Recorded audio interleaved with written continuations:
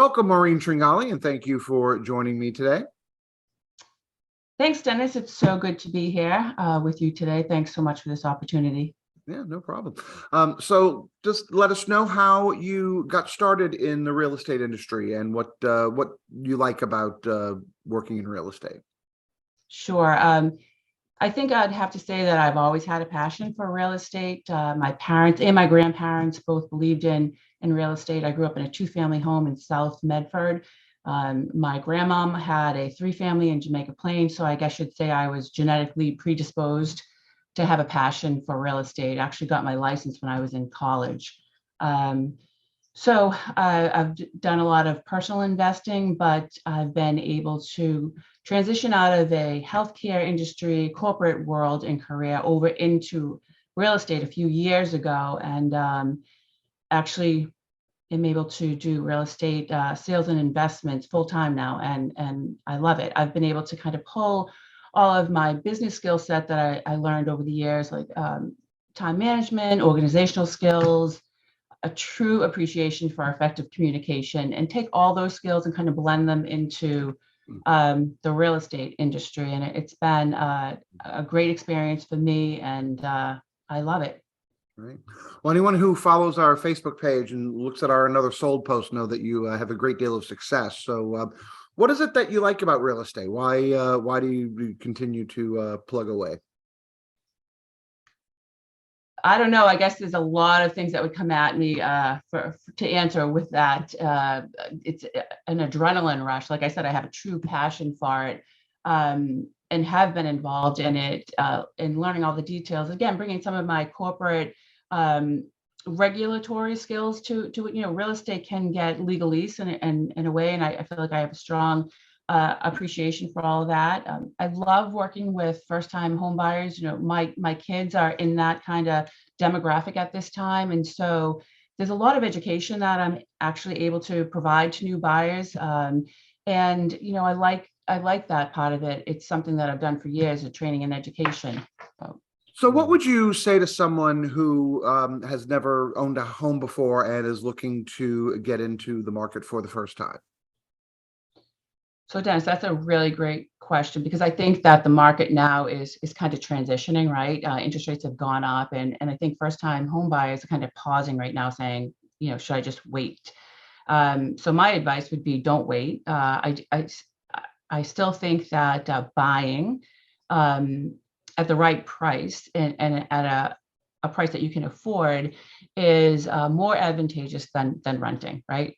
It's predicted that rents are still going to be going up. So I think it's important not to get too nervous of this transition. I think that the market is starting to just kind of calm down to pre-2019 times. And I think there's a lot of programs out there for first-time home buyers. Check in with different lenders, because they do have types of programs based on salary and your zip code, and people should look into that. But again, I don't think that buyers should pause right now.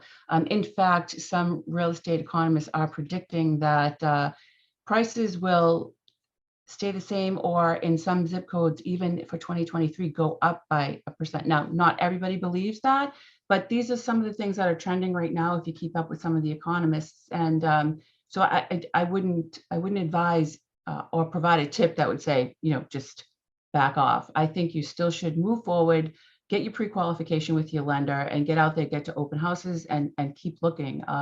There's a housing shortage, and so you still need to stay at it. I always feel like buying is better than renting.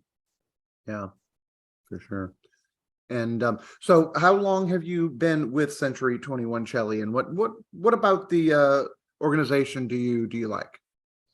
I love Century 21 Celli because it's provided an opportunity for me to be kind of fluid in my work. I've been there since 2019. And that's straight through the COVID pandemic. And we were able to do a lot of Zoom calls, a lot of Zoom meetings. Century 21 Celli has a lot of talented agents that are very focused and knowledgeable on local real estate I as well am very up to speed on the Medford market, but also I'm a little bit more fluid than some real estate agents. I'm kind of toggling back from Stoneham to Medford to Boston, South Boston, Charlestown, and then always going back and forth to the Cape. In fact, a few of my last transactions were down in the Cape. So Century 21, Celli, definitely affords that flexibility for me to be able to kind of go back and forth, a lot of remote work, still being able to, achieve the goal, and that is to sell homes and work with buyers and get them into their dream houses. So it's been a great opportunity for me working at Century 21, Celli. All right. So even though the weather is a little bit cold right now, things will be nicer up in the spring. So what types of things do you like to do when you're not selling real estate? Oh, there's a long list there, Dennis. I've recently taken up golfing. Yeah. Yep, I love it. It's a very difficult game, but I've been able to do that and do it right through the cold weather and hopefully back into the spring. I enjoy going to the beach and boating.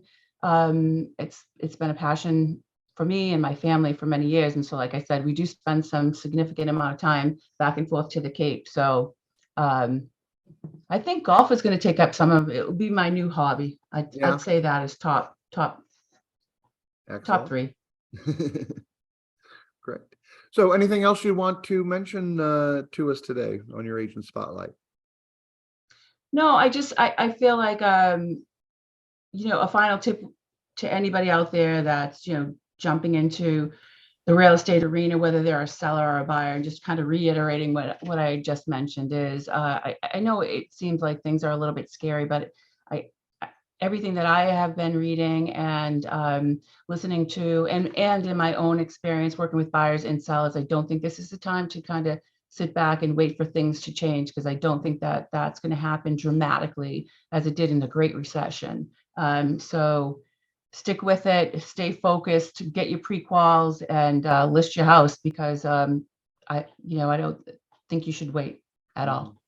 Now, what effect do you think the pandemic had on people looking to purchase single family homes? Because I know that had to be tough for people living in sort of communal arrangements and apartments, buildings, and condos that had to pass by strangers all the time. And, I mean, I would think that would spur sort of a demand for single family, situations rather than communal living. Yeah, I think you're right. When we were kind of at the peak of COVID, you have to watch the market, you watch the trends, you watch what the different demographics are looking for. And, there was the forecasted mass exodus out of the city. It happened in New York City. And there are a lot of people actually that I worked with that were looking to move out of the city. And you'd see the things that were selling, or you'd want to put in as key search engine words were, work from home office or big backyard. That was really something that was critical that buyers had. I think that that has settled down a little bit. Not that it doesn't continue. There's still a need for that work from home office, but people are getting back into city living and appreciating that you don't have to wear masks anymore, at least in Boston. And I think the market is always fluid, and the different demographics of people, whether they're empty nesters or millennials, you have to watch what the trends are with them. But I do feel like we're settling back into, again, pre-pandemic. But those are the key things that we were looking for. We were seeing that people were requesting, work from home, a home gym, right? In that big backyard. But again, I think we're settling back. People are reacclimating back into city living. And, there's a lot of empty nesters that are looking for condos in Boston. Again, they want to downsize and live back in a vibrant city. So again, market is always fluid and changing, and you have to keep on top of what those trends are. Well, Maureen Tringale, thank you for joining me today for today's Agent Spotlight. Thanks again for this opportunity, Dennis. Have a great day. Thank you.